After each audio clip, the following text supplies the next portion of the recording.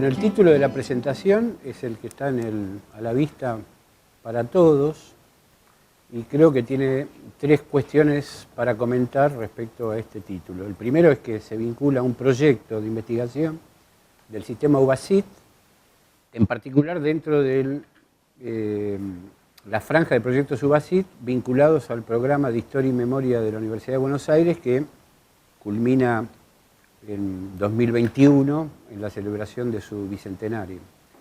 Nosotros estamos investigando con vistas a la producción de una historia urbana y arquitectónica que nos propusimos y, bueno, felizmente fue aprobada como proyecto por la universidad. En segundo término, el claustro de la tormenta es, bueno, expresan los núcleos de carácter simbólico que estamos pensando que sobre los cuales gira en parte la construcción de esta narrativa. Son, digamos, símbolos que no imaginamos, sino que extrajimos de las expresiones históricas que ha habido sobre la cuestión de la universidad. Y por fin, tal vez el punto más, diría yo, problemático, el que yo mismo siento como más problemático, es la idea de los preparativos. Es decir, lo que trajimos aquí no es una historia, y ni siquiera es el esquema de una historia, sino que es lo que podríamos llamar la problemática de cómo se aborda una narración histórica. Y que es una problemática de la cual no es un dilema del cual nosotros no podíamos abstraernos, en función de que es una cuestión que, por lo menos a los que nos preocupa cómo narramos la historia, tenemos siempre dando vueltas en la cabeza y que esta vez dijimos es una oportunidad extraordinaria para llevar esta problemática a un primer plano. ¿Por qué? Porque además dábamos, tal vez de un modo un poco imprudente, como prácticamente resuelto el problema documental o digamos el problema fáctico en la cuestión de la Universidad de Buenos Aires. Pues decíamos, la universidad sabemos que está ahí, los edificios están ahí, la ciudad está ahí, tarde o temprano los datos van a estar, más bien temprano que tarde, no es problemático. Y acá aparece todavía con más intensidad el problema de cómo se cuenta eso, en el sentido de que queremos dejar de hacer a lo que los historiadores, digamos, solemos hacer con frecuencia y que es nuestro vicio, que es dar por sentado de que no hay una problemática de la narración y que la simple, digamos, puesta sobre la mesa de los hechos, objetos y eventualmente una teoría explicativa construyen la narración en sí misma, y eso, digamos, creemos que no es así. Y es el personaje, obviamente, que nos ha servido para clavar, digamos, la lanza, digamos, la espina de la incertidumbre respecto a esto es Hayden White, claramente, y básicamente con su metahistoria.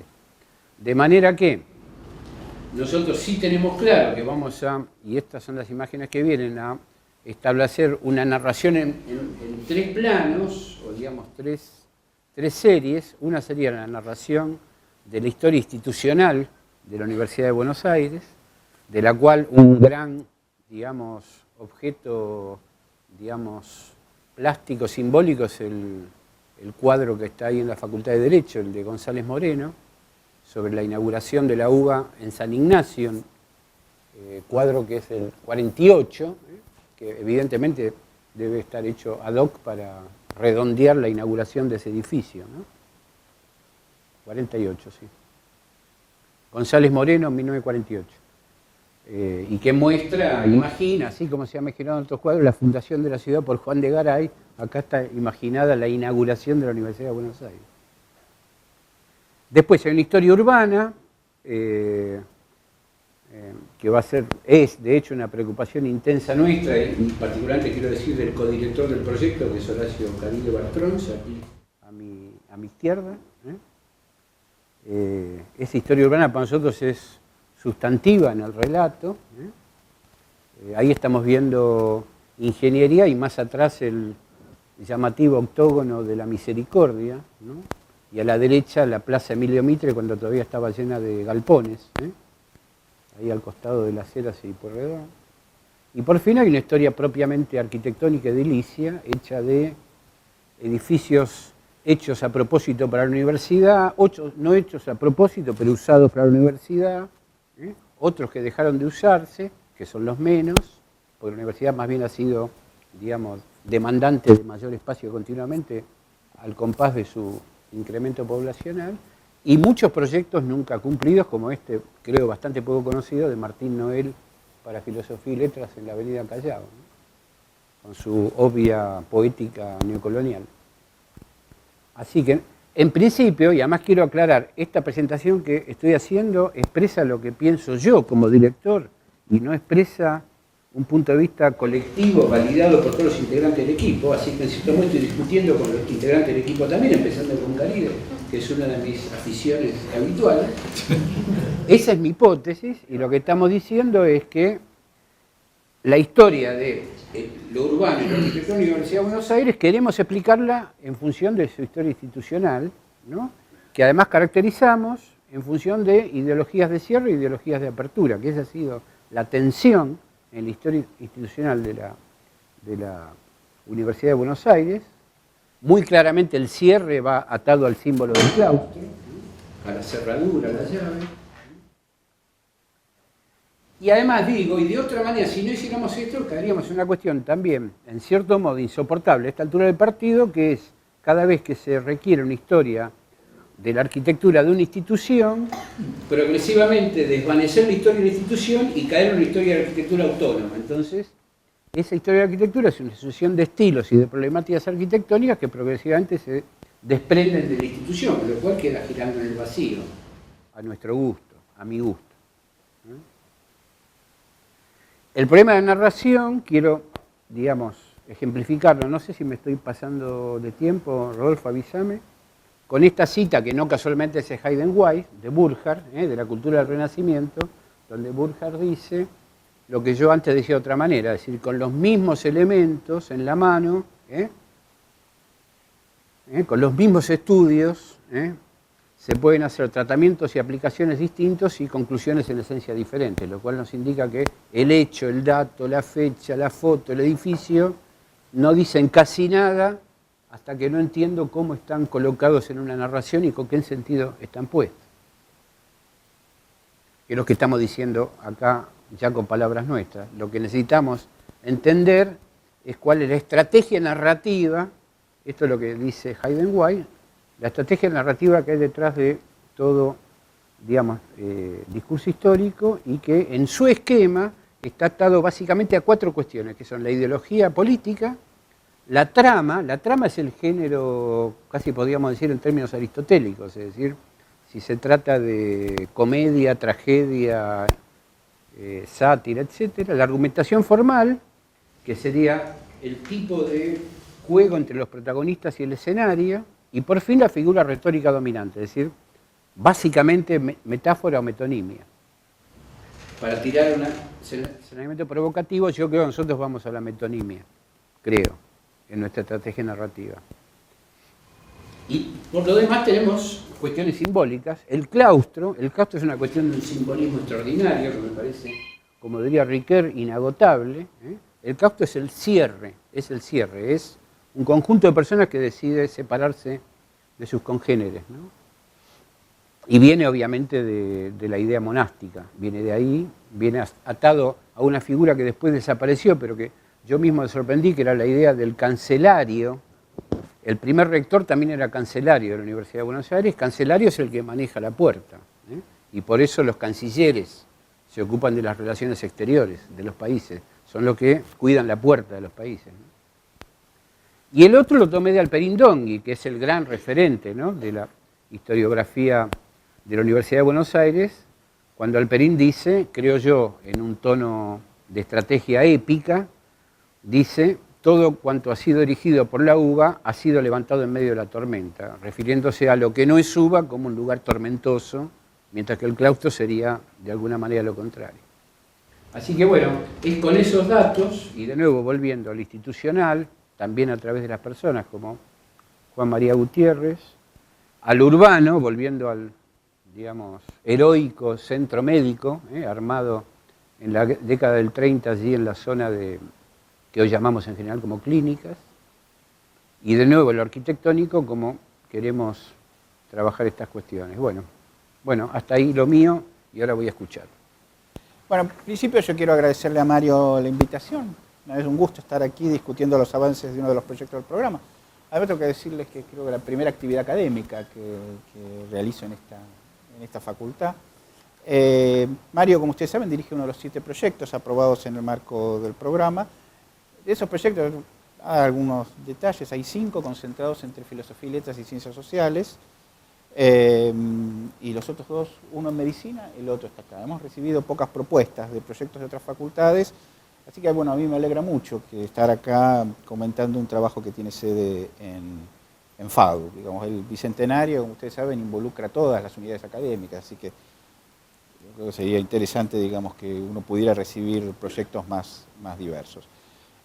Yo he leído el trabajo, obviamente, y probablemente no con toda la atención e inteligencia que el trabajo merece, que el texto merece. Yo voy a hacer algunos comentarios y después voy a añadir algunas propuestas propias, ¿no? Digamos, algunas preocupaciones que tengo yo como historiador del sistema universitario y como persona interesada en la historia de la Universidad de Buenos Aires. A mí me enseñaron cuando yo empecé a estudiar en la facultad que a un trabajo, un texto, uno tiene que examinarlo en función de sus propios objetivos, de su consistencia, de la amplitud de sus pruebas, de su coherencia interna, y que uno no le puede pedir al autor que escriba el proyecto, el trabajo, el paper o el libro que uno quisiera haber escrito, ¿no? Es decir, era una especie de regla de oro de la cual uno tiene que tener en cuenta. Ahora uno ve muchas veces esos errores en revistas científicas, en reseñas, ¿no? Reseñas de libros y de trabajos, un error que no hay que cometer. Ahora lo que quiero decir es que yo no puedo no cometerlo, es decir, me pasa también eso. Entonces me voy a exceder un poco en el análisis, si Mario me lo permite, obviamente, ¿no? Porque además me autorizó a darle con un caño si quería, así que, digamos, no, es una broma. Yo quería hacer algunas observaciones sobre, digamos, el trabajo tiene algunas observaciones sobre la historia arquitectónica de la ciudad, algunas referencias a las cuestiones vinculadas con los edificios de la Universidad de Buenos Aires, desde el punto de vista bibliográfico, de ingeniería, derecho, del colegio, de ciudad universitaria. Se plantea esta falencia en la falta de articulación en el análisis de los aspectos arquitectónicos de la historia de la UBA con los aspectos institucionales. Después hay algunas referencias a la historia universitaria en líneas generales. Yo creo que los textos que están incluidos en ese balance son los que hay que incluir, obviamente. Yo mencionaría también a los trabajos de Sandra Carli, que son trabajos más recientes, y yo creo que ahí también habría que incluirlos porque ha tomado también en sus últimos trabajos la dimensión espacial. Hay también, obviamente, algunas menciones a archivos, repositorios documentales. Yo insistiría más, quizás, en una mirada más contundente en torno a la ausencia de la mirada edilicia y arquitectónico en los trabajos que han explorado la historia de la Universidad de Buenos Aires. Vos algo decís, me parece que uno puede ser mucho más... Vos decís que son escasos, yo diría que son casi inexistentes, ¿no? Es decir, me parece que, digamos, uno podría ser más duro en esa expresión. Yo me incluyo en esta crítica, así que, digamos, el palo me lo doy a mí también, porque yo escribí varios trabajos, varios libros incluso sobre esto y nunca le di importancia, la verdad que tengo que reconocerlo. Y bueno, nosotros obviamente nos movemos en espacios diferentes, estudiamos en aulas, circulamos en edificios. Nosotros no somos gente de laboratorio, filósofos aislados, es decir, transcurrimos en espacios, y estos espacios no están, insisto, estudiados ni en Alperín, ni en Finocchiaro, ni en Schwarzenegger y Shakirevich mencionado, es decir, todas estas cosas que vos mencionás acá, ni en trabajos más recientes, ¿no? Si uno ve, por ejemplo, el otro día presentamos el trabajo de Juan Sebastián Califa, que es una tesis sobre el movimiento estudiantil entre el 55 y el 66, tampoco ha tomado, cuando la universidad vivió algunas transformaciones importantes edilicias en esos años. Yo diría, no es la única dimensión que está ausente, ¿no? Es decir, a mí me ha pasado hace poco ser jurado de una tesis que examinaba la historia universitaria de la UBA desde la década del 80 hasta el 45 desde la perspectiva de género. Bueno, esa es una dimensión que también es importante, yo tampoco, la verdad que me doy cuenta, sí, porque cuando yo estudiaba el mundo universitario, para mí era una cosa totalmente natural, que fuese un mundo absoluta y predominantemente de hombres, es decir, en algunas facultades no, digamos, esa era una cuestión, digamos, muy llamativo. Uno lo ve incluso cuando te lo plantean en los programas de cursos, ¿no? Es decir, falta esta perspectiva, falta esta otra. Pero bueno, yo creo que, digamos, en ese sentido el problema es muy claro. Ahora, yo en eso, digo, insisto, digamos, parece que es fundamental poder repensar la vida universitaria desde esa perspectiva. Pero yo otra cuestión a la que me quisiera referir, y yo en esa sí tengo, te podría decir, diferencias más grandes con el enfoque que vos tomás. Digo, a mí no me interesaría tampoco hacer una discusión demasiado intensa sobre esto, porque me parece que obviamente cada investigador tiene la potestad de elegir cuál es la perspectiva, de cuál es el enfoque, de cómo construye el objeto, y esa es una decisión privativa de cada investigador.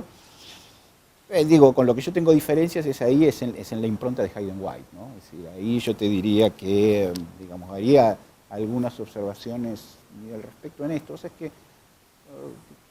tengo la experiencia digamos, de circular a veces, digamos, en la medida en que uno lo puede, con sus obligaciones como investigador y docente, en los circuitos historiográficos, uno encuentra entre la gente que se ha dedicado a la historia, no necesariamente, digamos, a la historia de la arquitectura, a la historia en general, digo, gente que no es de formación de historiador, ¿no? Es decir, que ha estudiado otras disciplinas y después se ha volcado a la historia.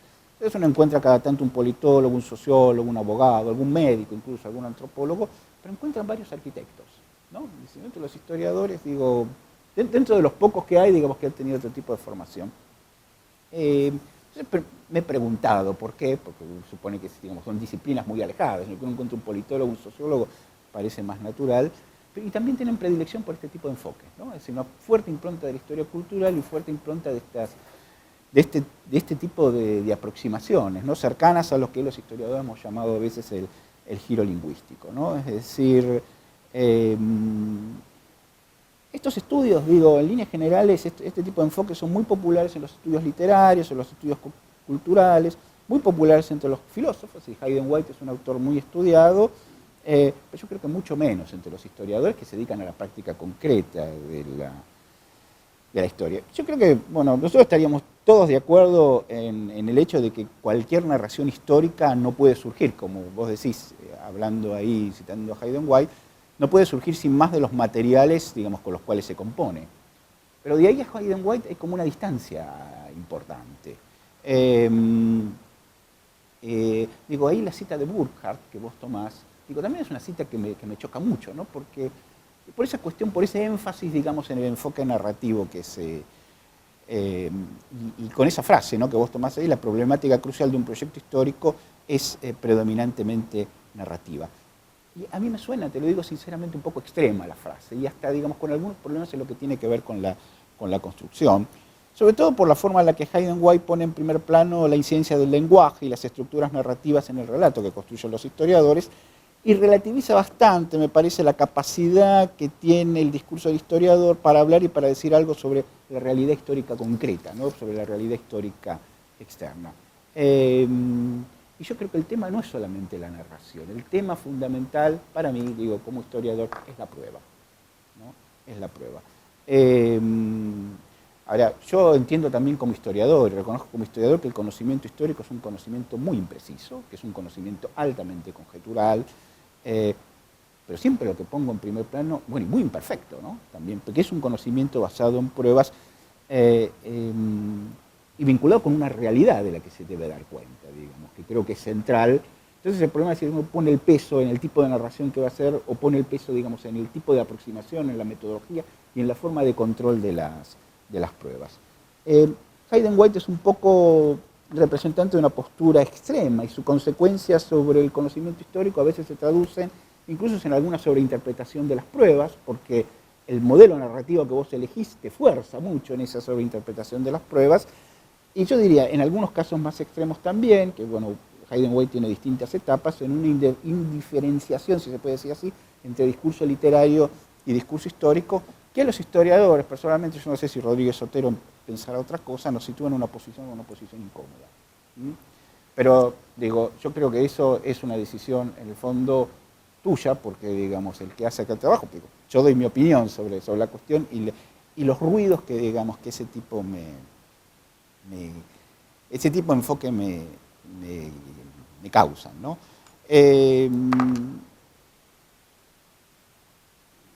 Yo me quedaría más con otros juicios que vos decís, el carácter más limitado, digamos, del esquema de White, que vos le mencionás también en algún caso, ¿no?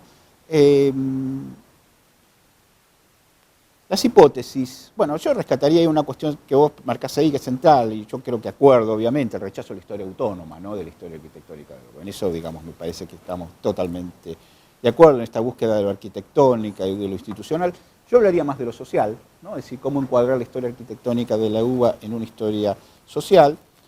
No puedo decir mucho de las referencias teóricas que vos mencionas acá, pero no es especialidad, ¿no? Periodo 1821-2001 que vos mencionás acá, a mí me parece un periodo demasiado ambicioso, demasiado extenso, aunque supongo también que ustedes harán acá, digamos, una selección de problemas y de cuestiones a tratar y obviamente no del periodo en su conjunto. La parte que vos hablás de los símbolos y los tropos, tampoco ahí tengo mucho para decir, tampoco me encerraría mucho en una discusión sobre el significado de las palabras, pero bueno, entiendo también que eso es una preocupación muy ligada a los parámetros interpretativos y teóricos que vos elegiste, ¿no? Entonces, digamos, si vas en esa línea, obviamente, digamos, tenés que...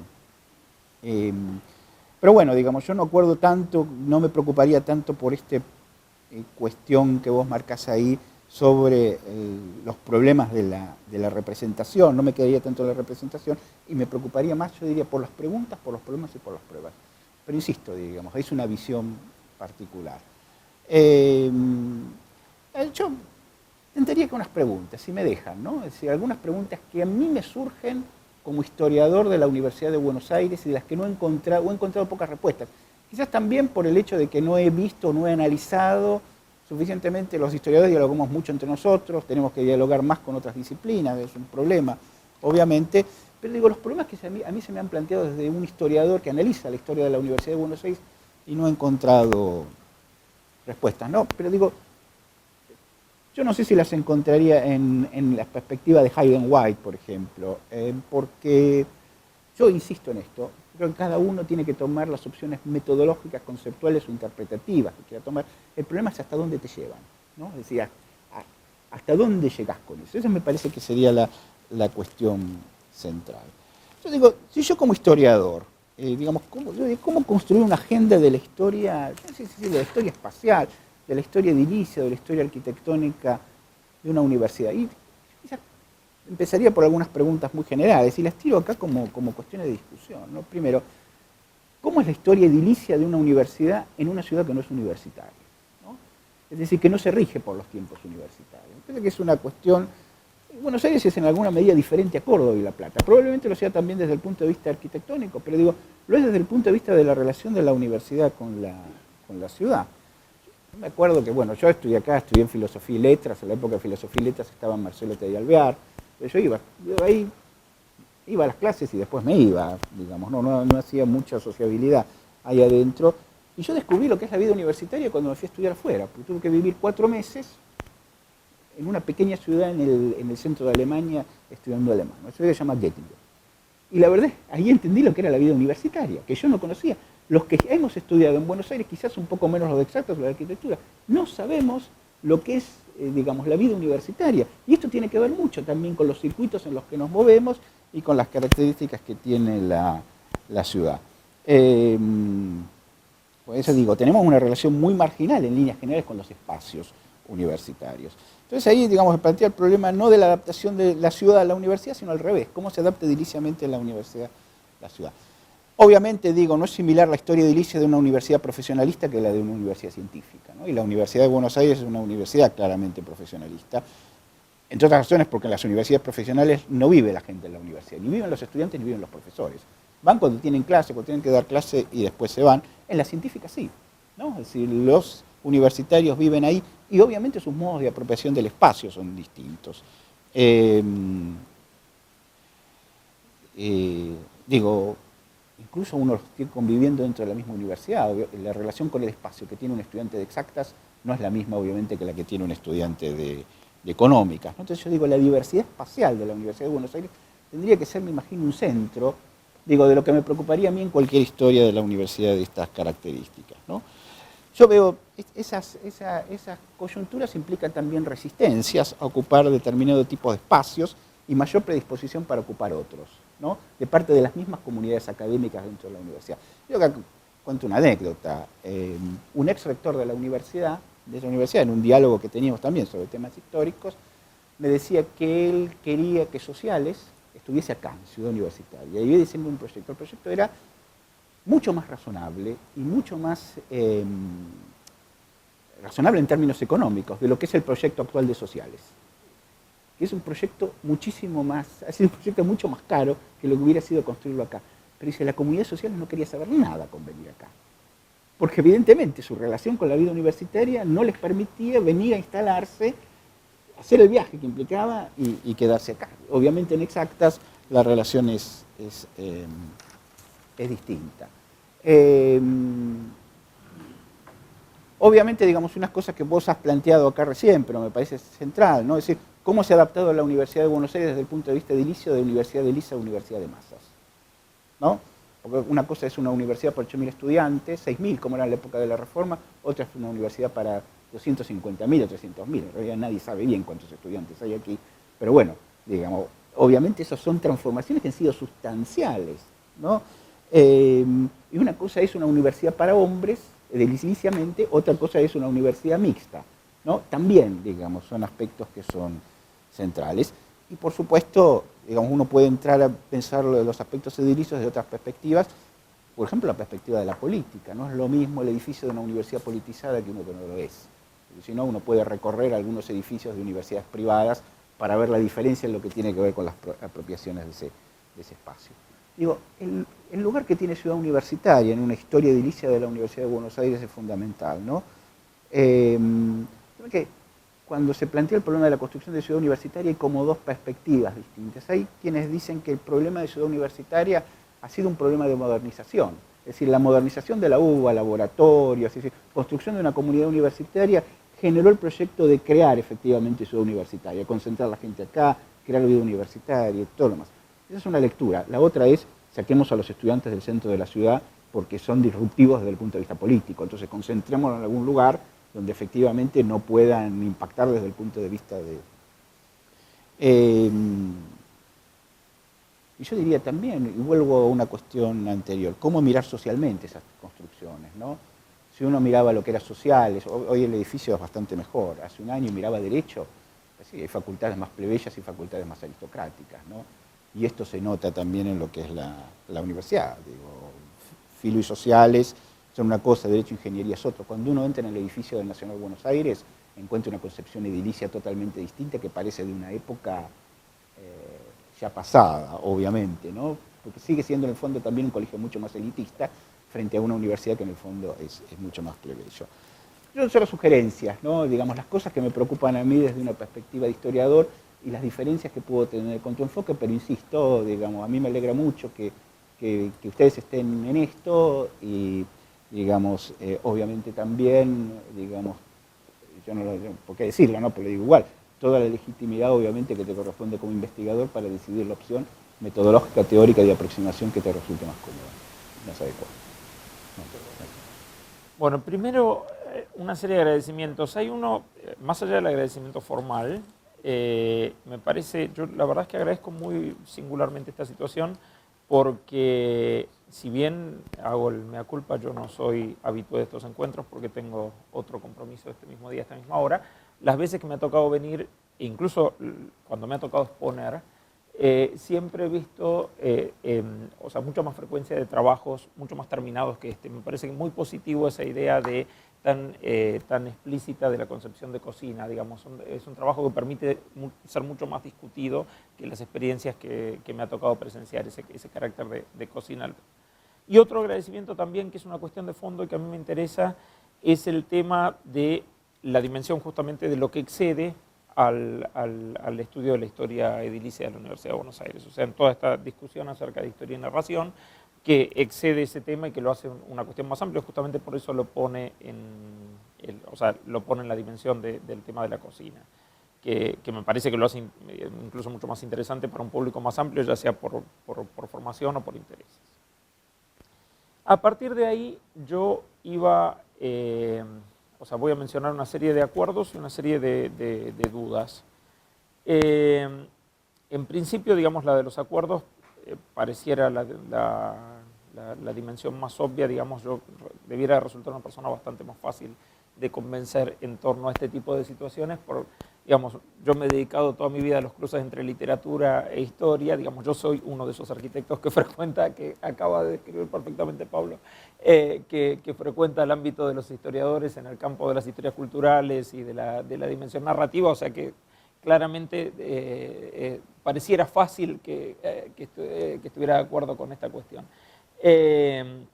Me parece que todos hemos acordado de una manera u otra, pero en el ámbito de la historiografía arquitectónica me parece que nunca está de más recalcarlo, porque sobre todo creo que es una corriente que está absolutamente viva en la historiografía arquitectónica, la idea de que una historia no puede surgir sin más de los materiales que la componen, ¿no? O sea, yo creo que todo el tiempo estamos viendo historias de la arquitectura que se supone que consideran que surgen sin más de los materiales que la componen, ¿no?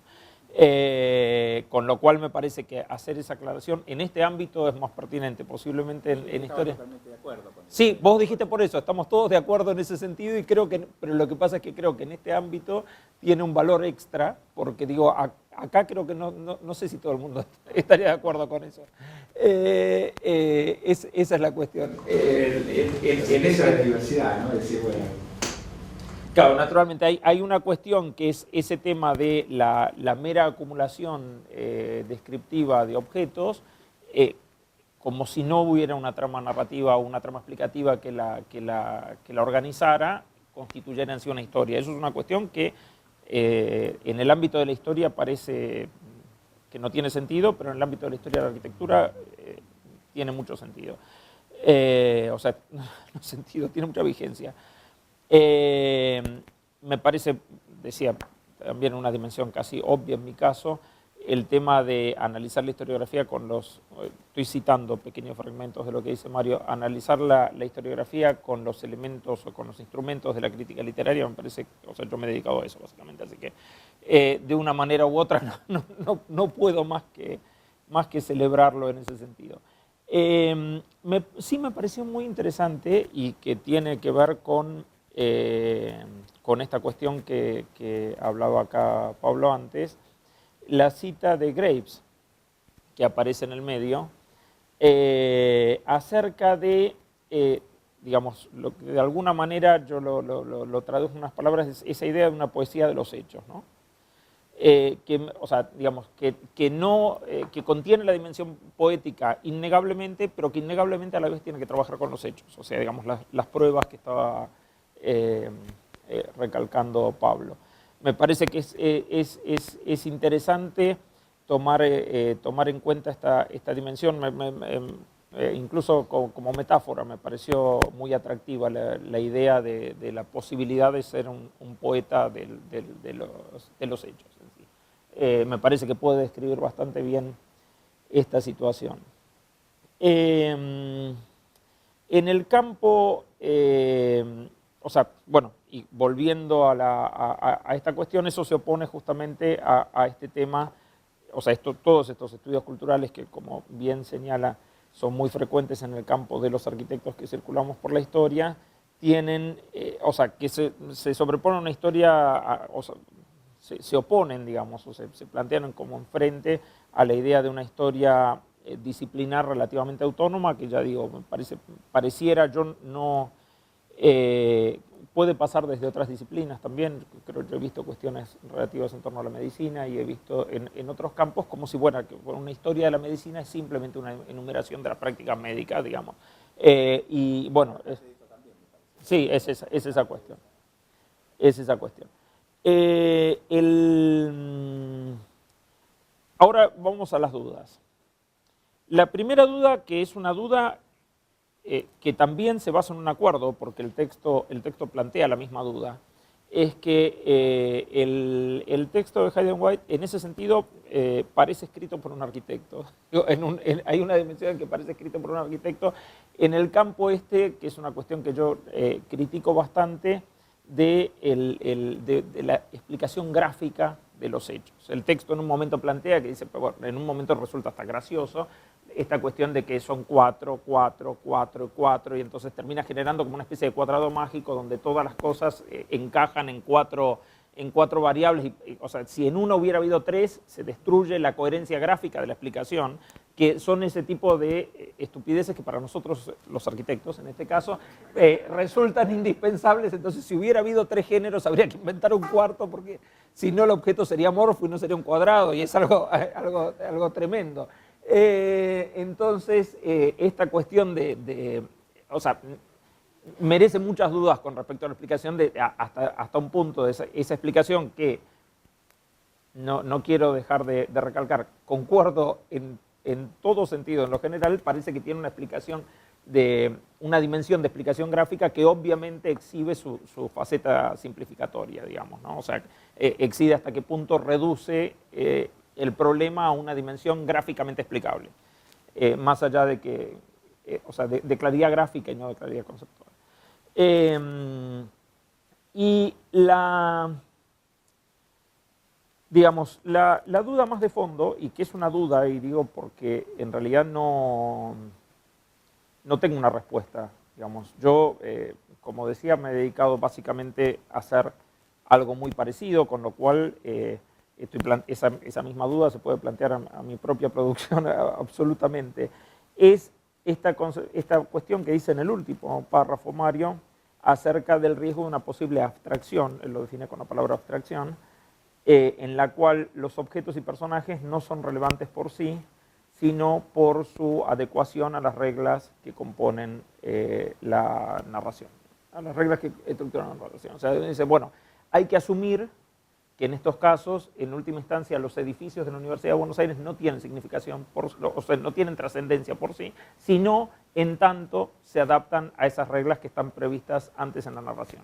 Yo creo que de cualquier manera eso sucede, que aun cuando uno quisiera plantearlo en términos en que así no fuera, eso de cualquier manera, esa estructura narrativa está implícita y lo termina haciendo, solo que no lo denuncia.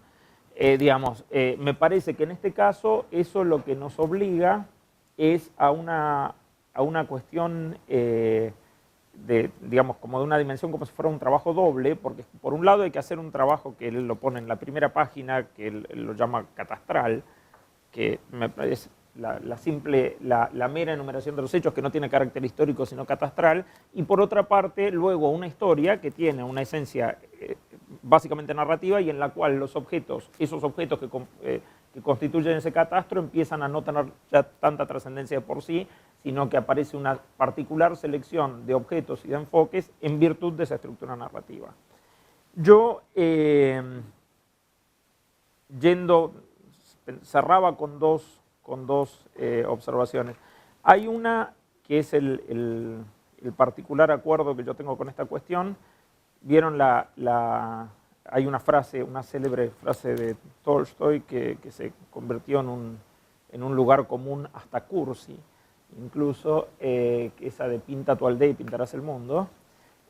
Yo siempre digo que, bueno, que eso podrá ser cierto, pero que en realidad también es absolutamente cierto al revés, que pinta cualquier lugar del mundo que pintes y en cualquier caso siempre estarás pintando tu aldea. Que tiene que ver un poco con lo que Mario lo cita en una versión bastante menos cursi a Borges, en cuanto a la explicación del campamento de Atila y la interpretación del caballero inglés del siglo XVII y no del campamento de Atila en sí mismo. O sea, me parece que eso existe en cualquier caso. Y la otra de las explicaciones que yo siempre planteo, digamos, la que va más hacia el lado de las dudas no resueltas, que yo creo que plantean este tipo de esquemas, es la viene con una anécdota también y que lo incluye acá a don Rodríguez Otero aquí presente. Yo hubo una época cuando salieron, debe haber sido hace como unos 15 años, cuando salió a la luz y se puso de moda estas historias contrafactuales, que estaba de lo más entusiasmado con las historias contrafactuales y me divertían y me resultaba un entretenimiento no me acuerdo el autor inglés, ¿cómo se llama? Taurus, sí, perfectamente, sí.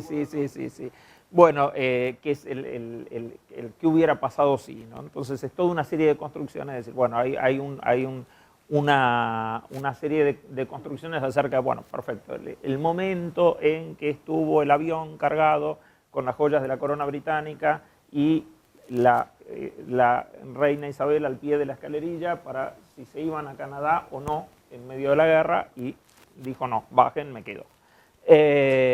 ¿Y qué hubiera pasado si se hubiera subido y hubieran, en medio de los bombardeos nazis, en ese momento se hubiera ido a Inglaterra? Entonces hay toda una serie de explicaciones acerca de un posible devenir distinto de la guerra y de una serie de cuestiones por lo tanto. No. No. Me va a salir a las 4 de la tarde. Entonces, bueno, el libro es una serie de capítulos acerca de qué hubiera pasado. El gato de la Fado vino a visitar. Está aquí presente el gato de la Fado. Está muy bien hecho el trabajo. Y me acuerdo que cuando le comenté a Mariano, porque uno, como me enseñó Sabu una vez, uno no sabe que... capaz que Mariano seguramente ya se ha olvidado de lo que me contestó, de lo que yo le dije y de lo que me contestó, pero uno aprende cosas insospechadas en momentos insospechados. Cuando le comenté, le estaba comentando a Mariano...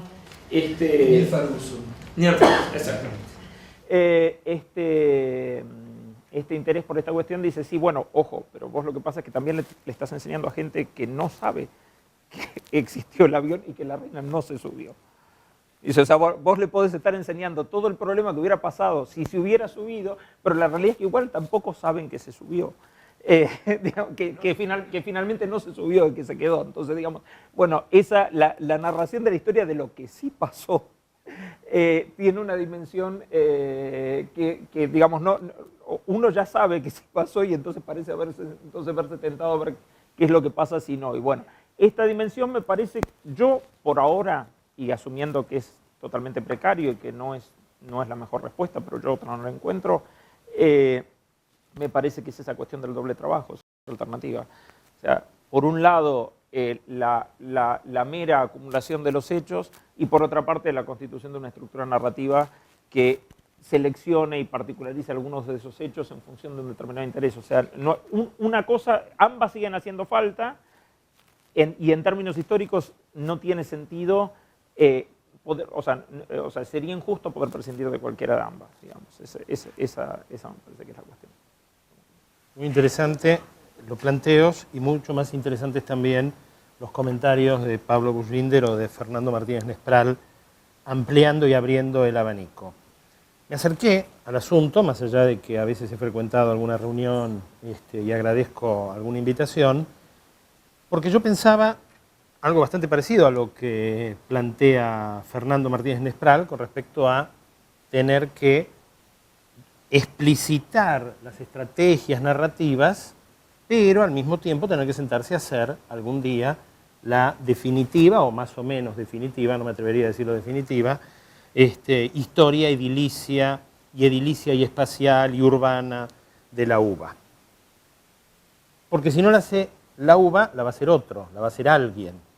Y ahí hay algunos rincones más oscuros, ¿no? Porque estudiar la historia edilicia va a exigir también tener que abordar temas en donde tenemos gente involucrada legalmente. ¿Qué quiero decir con esto? Estudiar el boom de la universidad en los 80-90 no puede deslindarse de tener que estudiar probables cuestiones de corrupción administrativa y demás. Es decir, algo mucho más vidrioso y bastante más espeso que solo discutir si los edificios se pusieron aquí o allá, o especulación inmobiliaria al respecto, etcétera. Porque si no lo hace la UBA, y si no lo hace en inicio arquitectura o filosofía y letras y demás, estas historias van a ser como las historias del círculo militar, ¿no? Que cuentan como si lo que pasa por afuera no tuviera nada que ver con lo que pasa en la institución metida en esa sociedad. Si nosotros faltamos a esa cita, otros van a asistir a esa cita y nos van a escribir con todo el derecho del mundo esa parte. Yo empecé por ahí, que no era la parte más simpática. También porque, leyendo algunas de las cosas del profesor Sabugo, lo que yo veía era, esto es lo previo. El planteo que usted hace es lo previo. En eso no puedo estar menos que de acuerdo con Pablo. Podemos estar diferentes en otras cosas y quizás por eso sea más triste, pero yo no lo diría mejor de lo que Pablo ha dicho con respecto a la situación de citar a Hayden White y el malestar, yo me atrevo a decir el malestar que producen algunos del gremio de la historia, porque partimos de la idea de zapatero a tus zapatos, ¿no? Y en algunas cosas Hayden White no deja de ser un retor él. Por eso coinciden los 4 con los 4 y los 4 con los otros 4 y demás. En ese sentido, llamo a decir, ¿qué es un snob? Un snob era el que en la lista aparecía sin nobleza. ¿Qué se le atribuía al snob? Que trataba de demostrar sus condiciones de nobleza. En este caso es exactamente al revés.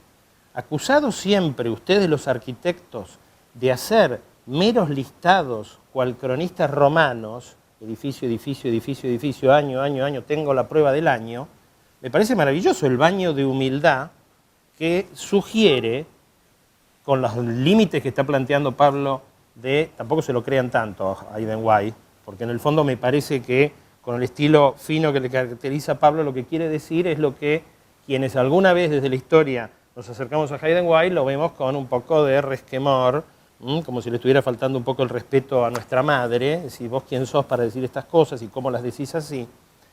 El baño de humildad, que significa plantear la previa de este trabajo, pero también indica el doble trabajo, que es lo que señala Martínez Nespral. No es muy habitual escuchar directores que acepten mostrarse en desabillé en sus investigaciones y pedir consejo de qué prendas podrían combinar. Pero las advertencias de Pablo son vitales, porque lo que está diciendo es, hay que ir a las pruebas, no nos quedemos solo en el discurso, porque si no va a ser una franela, no sé cómo traducirlo de una manera un poco menos desagradable. Heidenreich en algunas cosas es un vendedor de autos usados y en algunos casos hasta robados. Pero los historiadores, y ustedes en esto convocan a un historiador, somos los mecánicos. Somos los tipos que le pueden decir, el coche es muy feo por afuera, pero usted no sabe el motor que tiene. Mejor que agarre este coche y no aquel, o por tales y cuales prestaciones.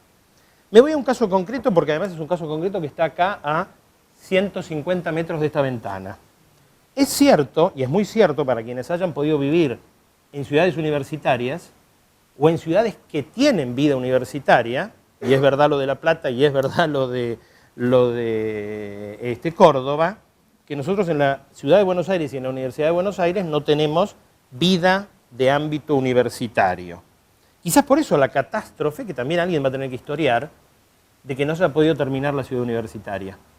No terminar la ciudad universitaria significa que en los pilares que están ahí afuera iba a estar filosofía y letras. Entonces, para el profesor Bullinder o para mí, que estudiamos en la misma facultad de Marcelo T. de Alvear, nos hubiera resultado mucho más frecuente cruzar de un lugar al otro. Y siendo los arquitectos y los historiadores tan amigos de la interdisciplinariedad, no sé si los de ciencias exactas son tan amigos de eso, evidentemente que se hubieran dado estos cruces de la mejor manera. Y pienso en la ciudad universitaria porque, no siendo mis padres universitarios, la ciudad universitaria era el ejemplo, era el modelo, era una especie de faro, que cuando uno pasaba por el aeroparque veía el edificio o lo que iba a ser el edificio. Y cuando uno se encuentra historiando cómo iba a ser esto y cómo se iba a terminar 100 años después, la catástrofe que significa no haber podido concluir ese esfuerzo, en la medida en que, como algunos a veces cuando somos y seguimos siendo nietos del portero, miramos los edificios con el deslumbramiento de los inmigrantes. Algún día estos edificios y esas cosas, ¿no? Aunque después concluyamos en tener que ser lo que limpian el edificio y se creen los dueños del edificio porque están en la piecita de atrás. Con respecto a los contrafácticos, creo que si me acuerdo bien, lo que dice Fernando Martínez Nespral es que la pregunta era ¿qué hubiera pasado si la batalla de San Lorenzo hubiera muerto San Martín?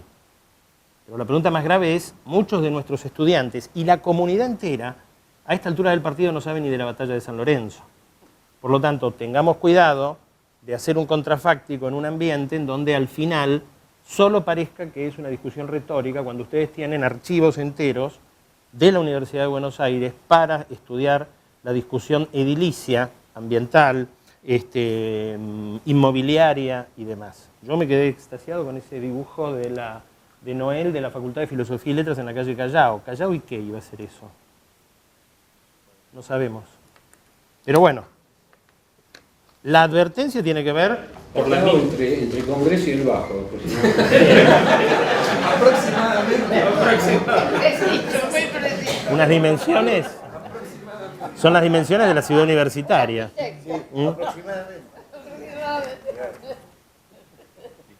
Eso es lo que comento. Gracias. El tema material de los edificios, sí, a nosotros los estudiantes de arquitectura nos toca mucho porque sí vivimos muchas horas como estudiantes y como profesores en la facultad por ese asunto, ese invento del taller hace que sí, que se viva mucho, ¿no? Y materialmente, bueno, hoy en Cimaster Sara Weisman traía el tema de la manzana de las luces y el aula de Siberia, y yo los galpones, la ciudad universitaria en Núñez y el otro lugar olvidado que es Independencia del 3000, ¿no? Que tiene mucha amiga también. Y así recientemente, en estos últimos meses, hemos visto toda la transformación de este lugar y el tema de la frustración de la ciudad universitaria, que no la vemos como una ciudad universitaria ni como una ciudad, sino como una cosa muy frustrante, donde finalmente un tema de ingeniería del tráfico automotor privado, público, parece que es el tema de este lugar y después quedan otros rincones donde estamos todos hablando. El lugar, por un lado, maravilloso en el que estamos y que por otro lado es solo objeto de un problema de ingeniería del transporte y del automóvil, ¿no? Esa terrible frustración nos hace que sea un tema real el tema. Pero en realidad lo que más me volvió loco del trabajo de Mario es el tema de Hayden White y del tema de la historia como narración. Porque, digamos, hace como unos 15 o 20 años acá nos reunimos e hicimos una jornada sobre teoría de la historia, historiografía, que a mí, digamos, donde el tema de la historia como narración, para mí fue una de las cosas interesantes. Y después, todo el tema de la tropología y el tema de la retórica como una estructura, que también ese es otro gran tema, digamos que me inquieta mucho y el que más me hizo gastar materia gris y el que más me gustaría tiene que ver con la narración histórica, no de la universidad, sino para los que intentamos hacer narraciones históricas, ese tema de que la historia es narración y que las narraciones se estudiaban en esta materia que desapareció en algún siglo pasado, que se llamaba retórica, y que con el latín, qué sé yo, nos vamos enterando que existía, y de golpe los teóricos, yo no sé si en el posgrado de Historia y Crítica la habrán manejado, pero digamos, ¿dónde se aprende eso? Que no aprendimos en la secundaria, y que de golpe tipos como Mario la traen ahí como una estructura para entender cómo se arma una narración, y que a mí me inquieta mucho porque cuando tuvimos con Memoria Visual de Buenos Aires que construir narraciones y había una lista de fotos y una lista de edificios que las encadenábamos, los unimos y ya está. No, la narración es otra cosa maravillosa que sin haber estudiado retórica, de golpe descubrimos que debe tener algunos secretos y que me interesaría muchísimo que la continuáramos, aquella de hace 12 años y que aquí plantea Mario, ¿no? Bueno, eso quería decir. Lo que yo preguntaba es, me parece que por detrás del trabajo de Mario hay como una pregunta, ¿no? Bueno, ¿desde qué perspectiva hacer una historia de estos edificios de la arquitectura que contribuya a la historia de la universidad?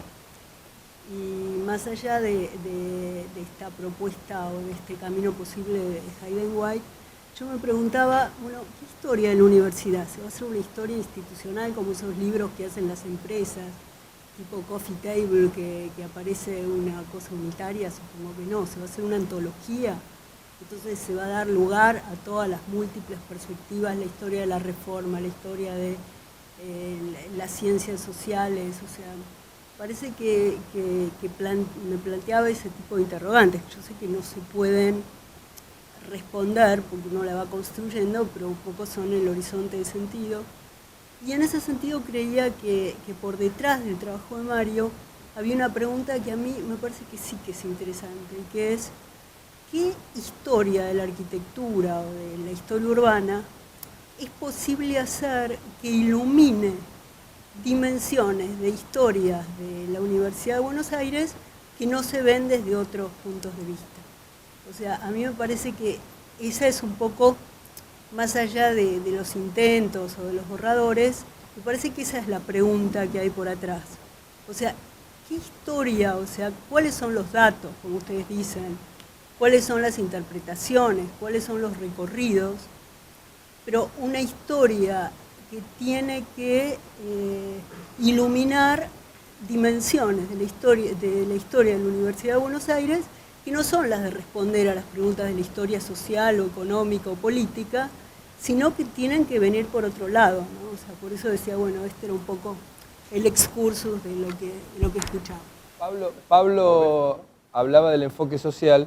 Yo creo que ya a esta altura hay como cierta tradición de que la historia espacial está cambiando los discursos de la historia social y de la historia política. Digamos que hay ya ámbitos que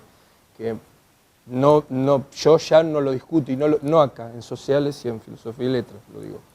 Porque siempre los arquitectos que nos dedicamos a la historia fuimos como una especie de, en mi caso hablo por mí. Y disculpen que yo tengo un pecado original, que estoy acá estudiando en ciencias sociales, disculpen que estoy acá en filosofía, que estoy estudiando historia, disculpen, ¿qué te pasa? Soy arquitecto.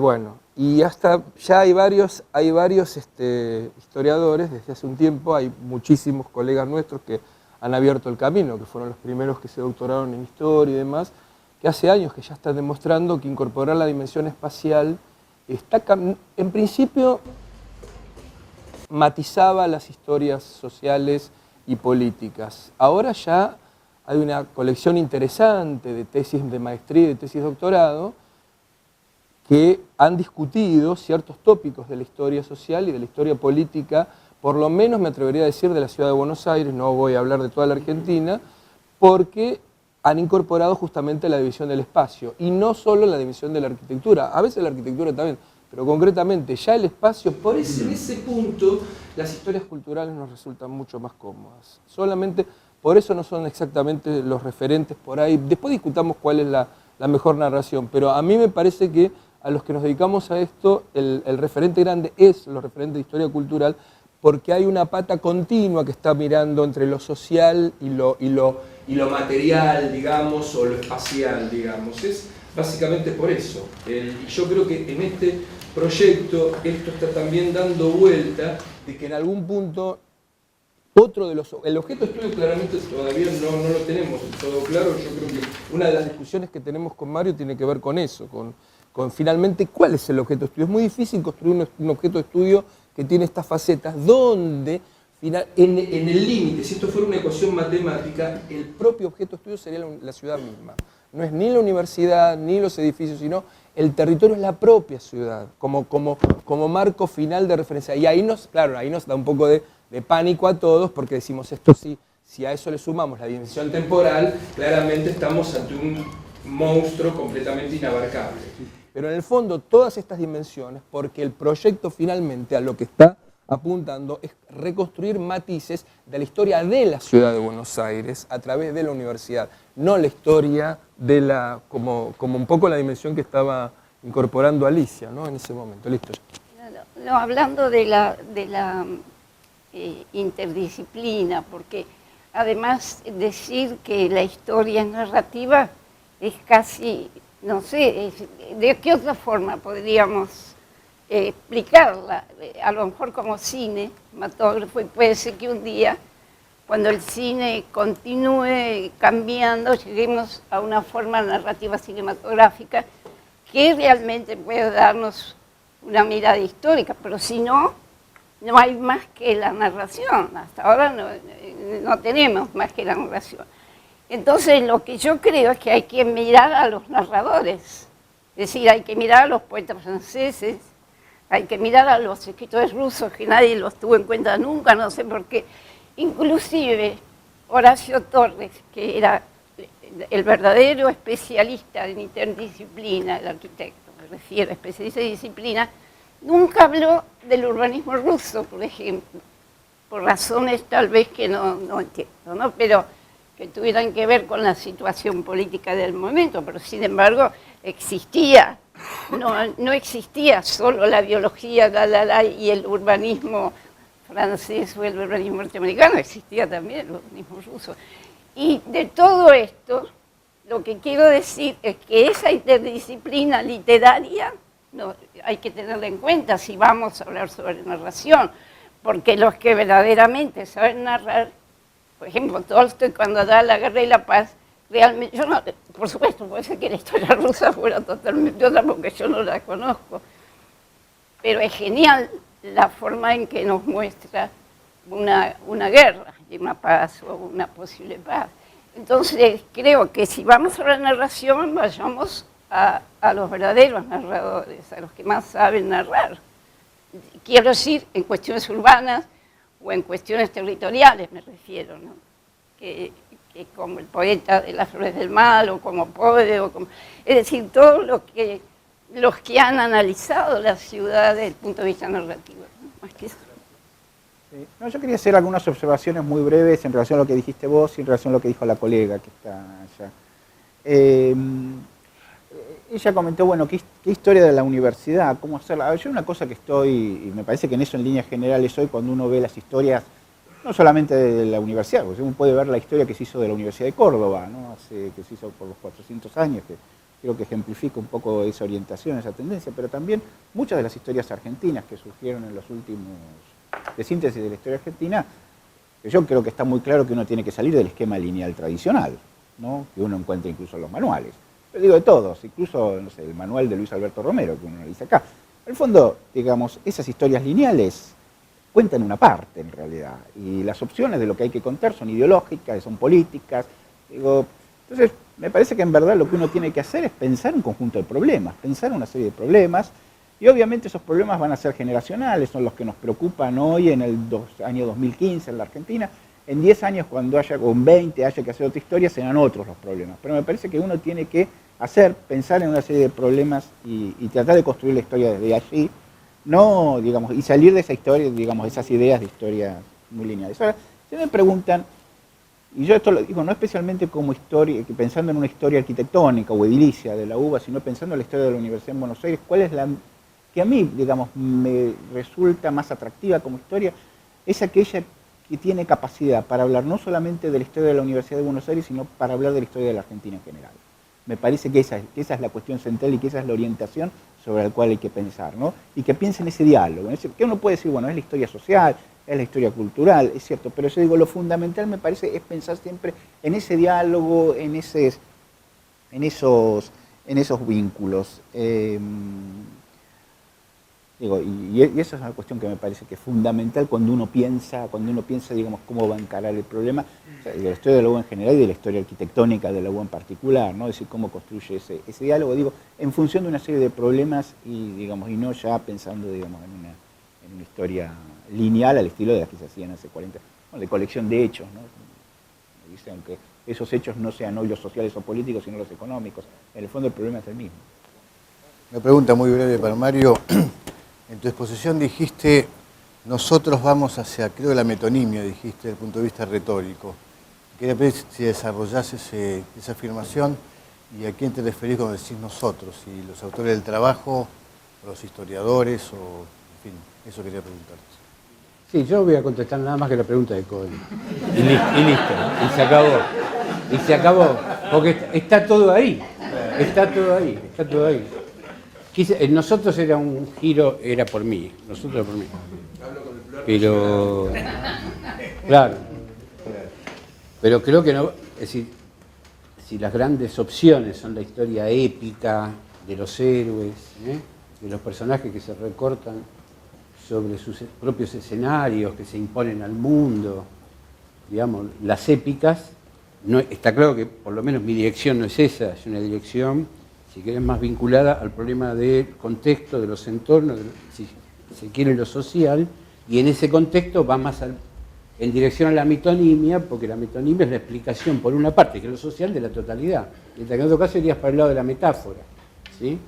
Ahora, en ese sentido, digo, me parece, yo no puedo contestar ni recomentar todo lo que estuvo acá, lo único que observaría, y que le voy a cargar la romana a Fernando, y yo no hablé en ningún momento de lo contrafáctico. No, entonces no sé por qué ahora estoy metido en un problema con el contrafáctico. Digo, yo no pronuncié esa palabra ni digo, no, pero claro, si lo hubiera dicho sería otra cosa. Está muy bien, está muy bien. Claro. Yo creo que se ha producido, digamos, para mí es un enorme aprendizaje haber, digamos, participado en este debate. No puedo contestar cosa por cosa. Me complace particularmente que haya venido Pablo, que hayan venido Mariano, pese a que nos pegaron alguna suerte de reprimenda por meternos en un terreno que no nos corresponde. Quiero decir, no nos vamos a ir de ese terreno. No nos vamos a ir, pero yo sabía que pasaba eso. Y además, bueno, está bien, pero digo, porque yo podría haber incluso también digitado que viniera acá un comentarista narrativista, cosa que yo no hice, que los hay. Digo, no solo está Paul Ricoeur, que ha dicho que todo lo que dice Hayden White es digno de la mayor consideración, como también hay un grupo acá en Filosofía y Letras que se llama Metahistorias, de Labagnino, Verónica Tozzi. Bien. Está bien. Está muy bien. Está bien, pero quiero decir, está claro.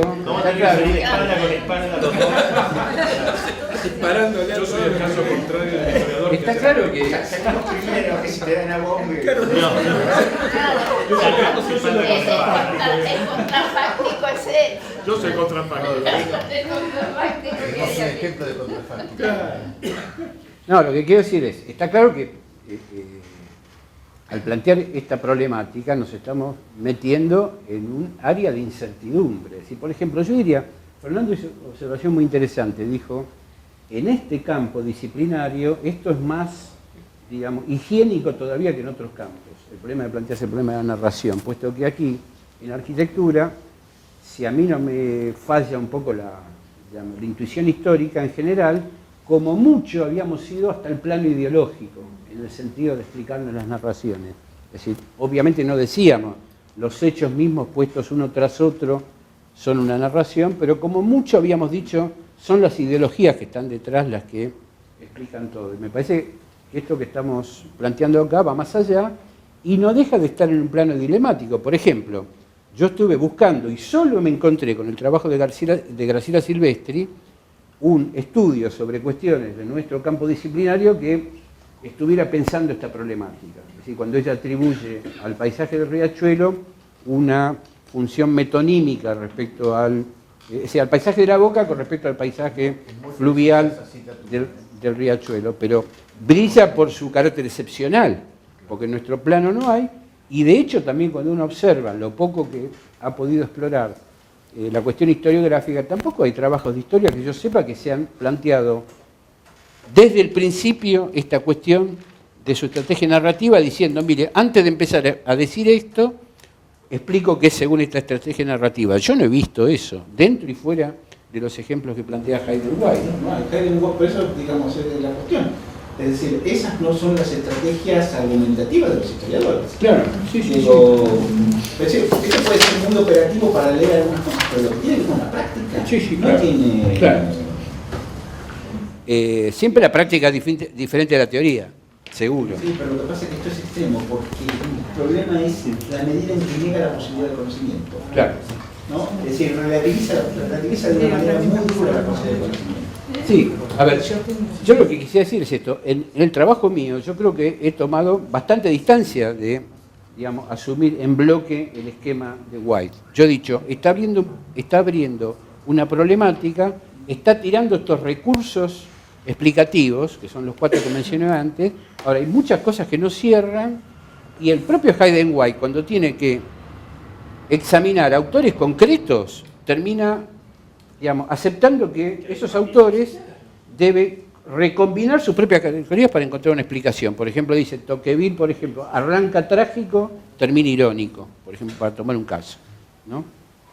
Entonces digo, eso es evidentemente problemático. Por ejemplo, yo diría, y uno cuando observa algunas referencias de Hayden White, yo diría, por ejemplo, mucho más convincente en el análisis concreto y real de la narración es Auerbach. Auerbach, en Mímesis, que se llama la representación del realismo en la literatura occidental, y donde se menciona con mucha, subrayándole mucho a Tolstoy, Auerbach es mucho más convincente en la descripción de estrategias narrativas que arrancan en literatura medieval y terminan con Virginia Woolf, por ejemplo. Ahora bien, Auerbach no diferencia en absoluto narración de ficción de narración histórica, porque está observando las herramientas usadas, y por ejemplo no menciona ni una sola vez el problema de los tropos, y se limita a hablar de problemas de estilo alto y bajo, es decir, estilo trágico y grotesco, y se limita a hablar de asociaciones ideológicos sociales entre ambos géneros. Y dice, por ejemplo, entonces que la clave del realismo moderno es que es, luego de siglos y siglos, el primero que, por ejemplo, en Balzac o en Stendhal, encuentra problemáticas trágicas en los personajes cotidianos, cosa que en la literatura antigua, digamos, en Homero no se podía encontrar, por definición. Entonces, lo que quiero decir con este comentario es, me parece que estamos en un terreno problemático en el cual, desde luego, no nos estamos suscribiendo en su totalidad al esquema de White, ni de ningún otro autor, pero sí es muy valioso los elementos que nos están poniendo sobre la mesa.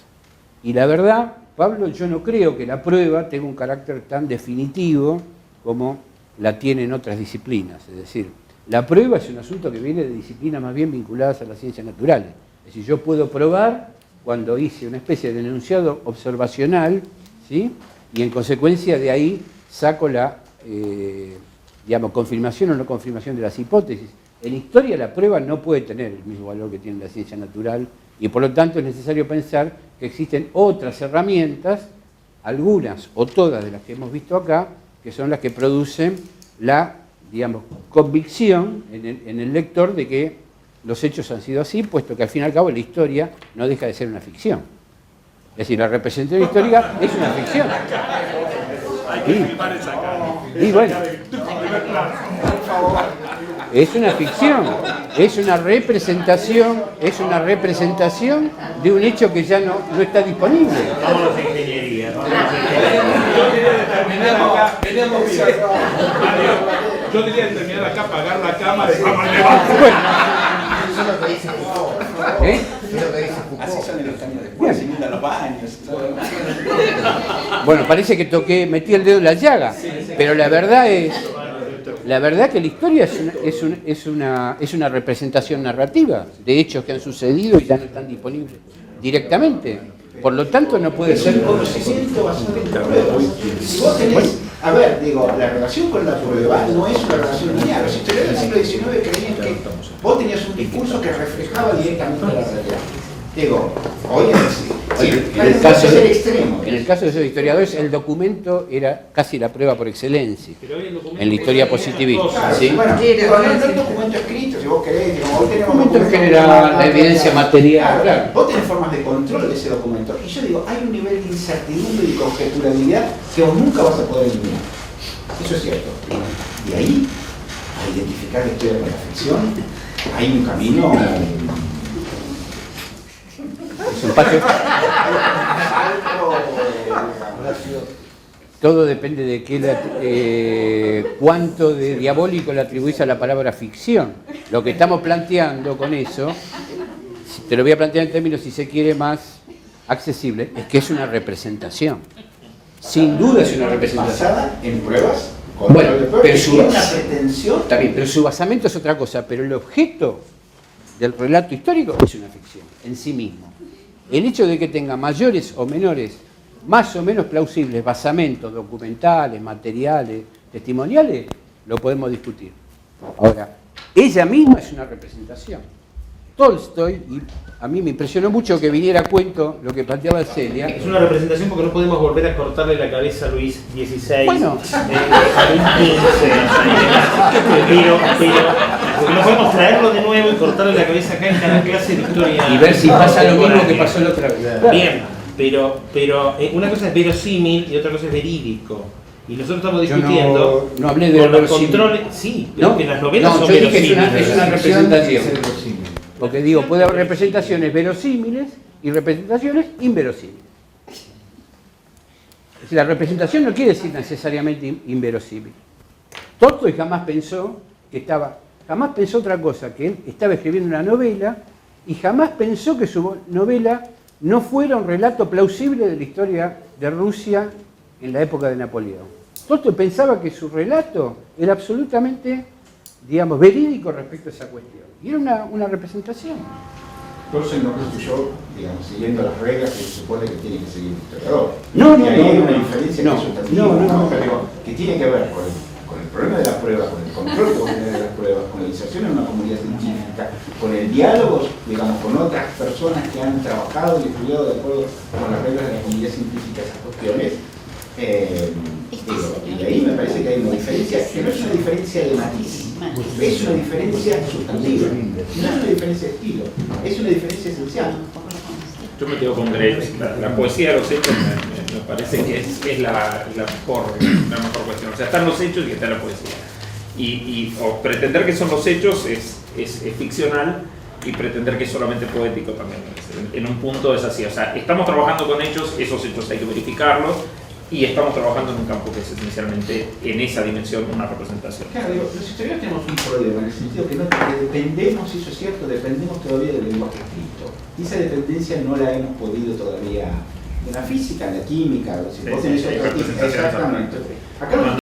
Y también las discusiones o divergencias que podemos tener, porque vos sabés que, digamos, de los mismos profesores históricos vos podés tener 3 o 4, 5, 10 o 1000 interpretaciones distintas.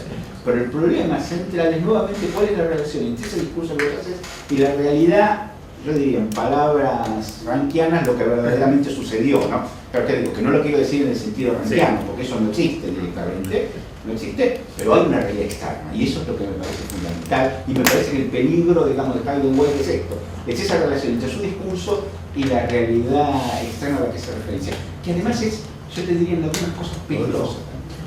Ojo que nosotros los historiadores